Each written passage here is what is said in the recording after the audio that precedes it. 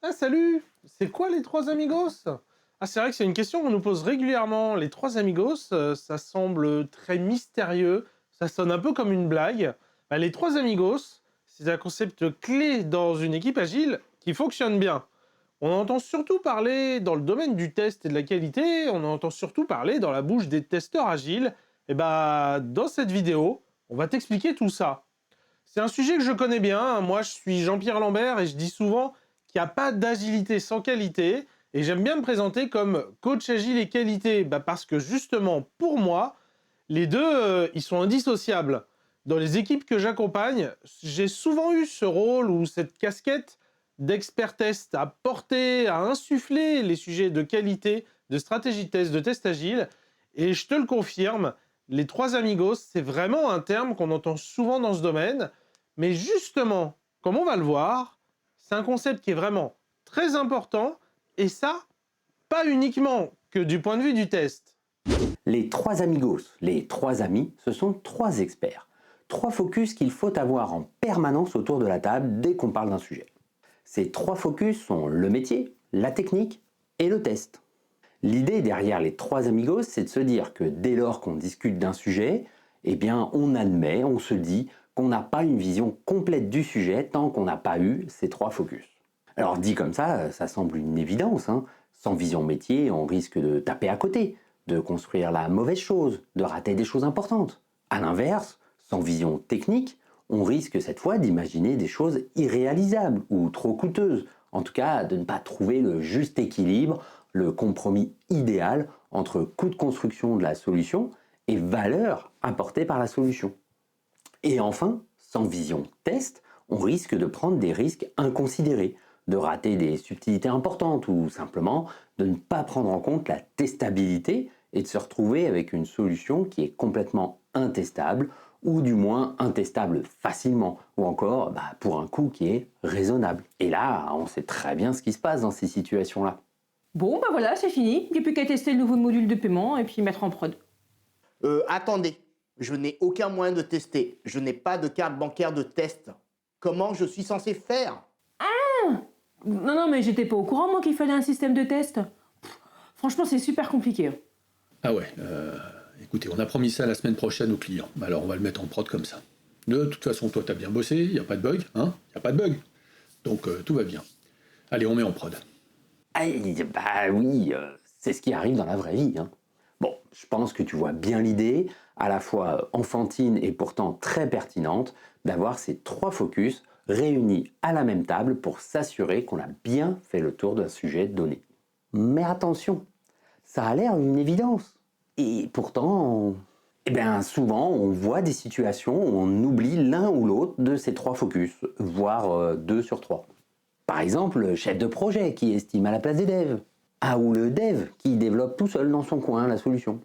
Et bien sûr, le testeur oublié des discussions, ce qui arrive souvent, trop souvent dans des orgas traditionnels.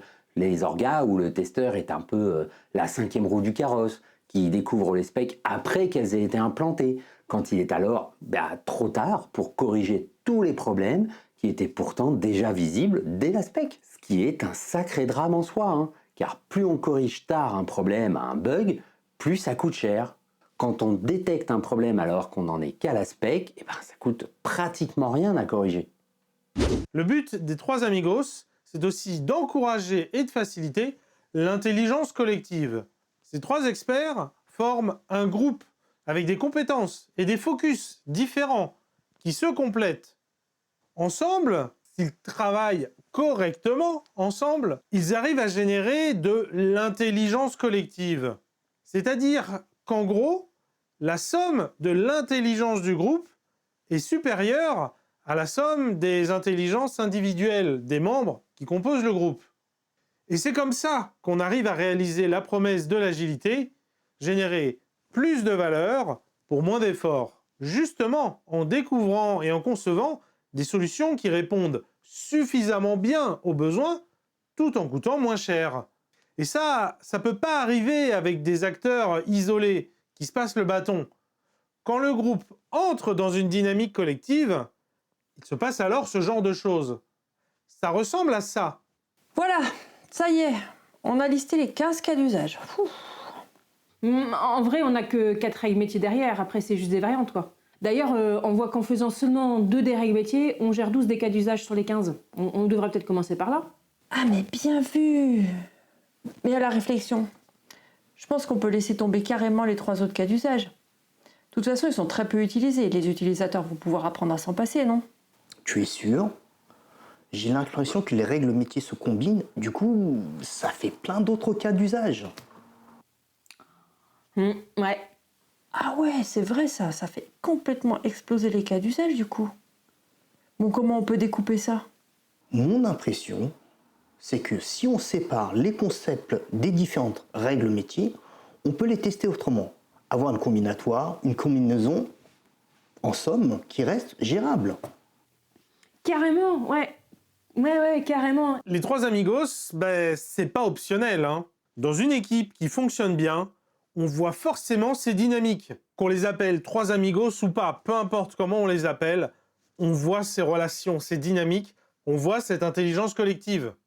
Ce concept de 3 amigos est souvent appliqué via des réunions spécifiques qui en portent le nom, les 3 amigos meeting ou réunion 3 amigos.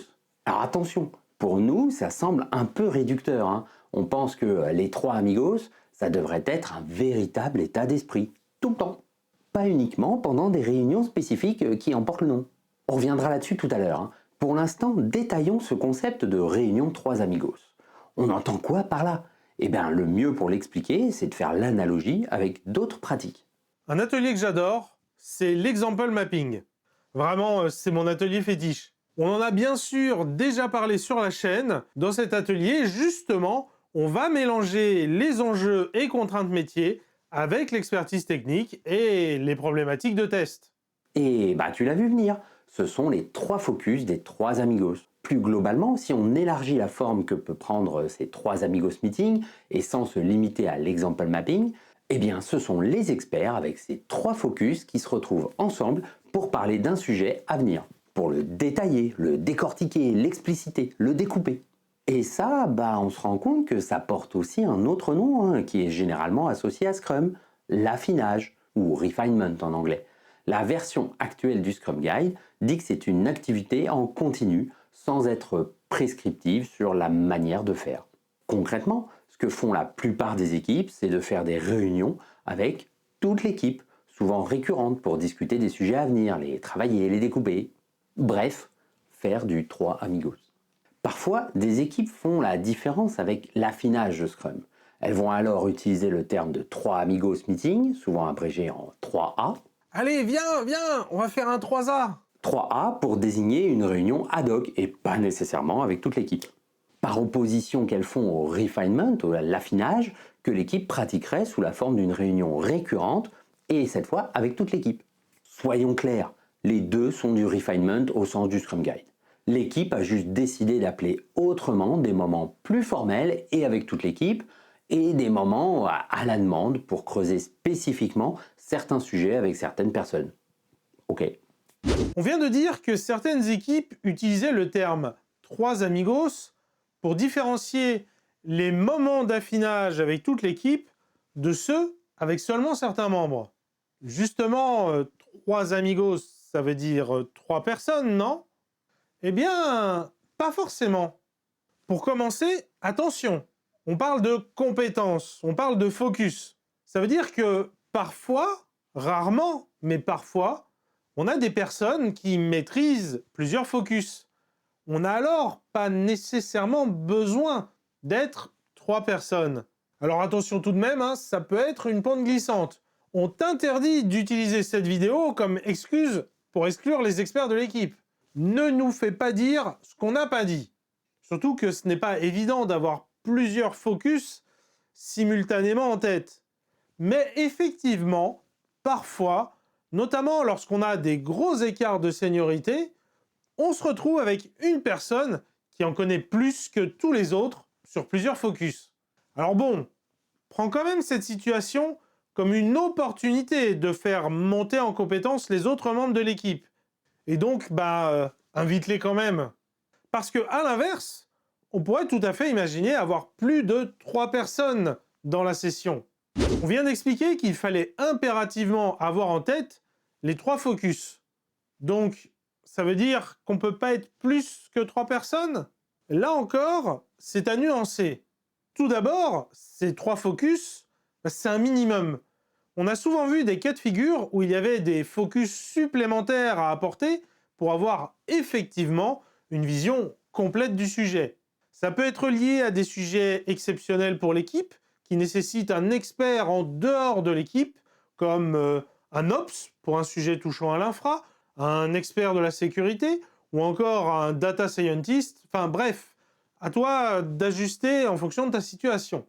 Mais ça peut aussi être lié à comment l'entreprise s'est organisée, ainsi qu'au type de produit, mais également selon le marché qu'adresse ce produit. Par exemple, Mimoun Kissi avait partagé un retour d'expérience où ils avaient renommé la pratique en 4 amigos. En plus des focus métier, technique et test, ils avaient rajouté le focus design.